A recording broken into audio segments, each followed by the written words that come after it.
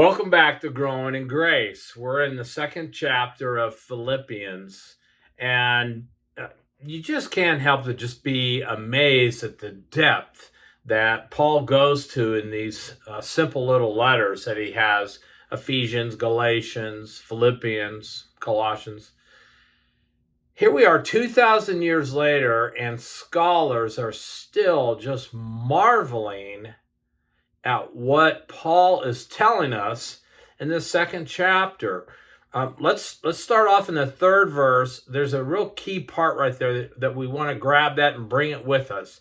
And it says that in humility, we should consider others more significant than ourselves. In humility, consider others more significant than yourselves. Well, we all know that in our flesh, that's just not what we want to do. Our flesh, it's all about us. It's not about you and being humble and serving you. But yet, what Paul gets ready to tell us, and that's between verses 5 and 11. This is such an incredible thing that happens.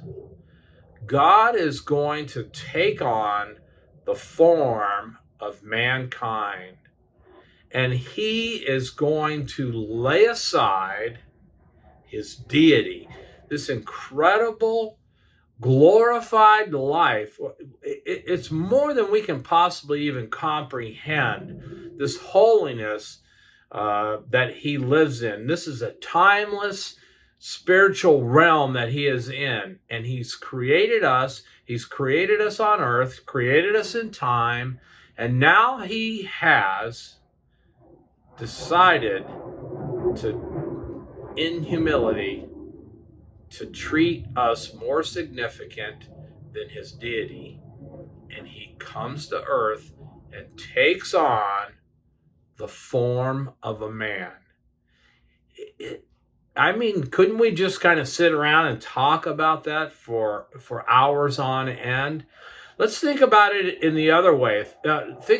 In all four Gospels, we have the transfiguration. Jesus is with Peter, James, and John, and he goes from being Jesus. All of a sudden, he transfigures himself, and they begin to see in a form what he is like in that spiritual realm that he came from. This is the exact opposite. He empties himself. He comes to earth to serve mankind. He is the suffering servant. I don't really understand it.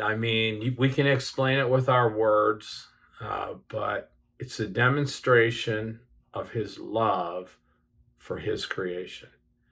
It was the only way that his creation was going to be reconciled. The price for the penalty of sin had to be paid. He laid aside his deity. He laid it all aside, and he came here for you and I. I hope you have enjoyed this. As always, continue to hunger and thirst for his righteousness. We'll see you next time.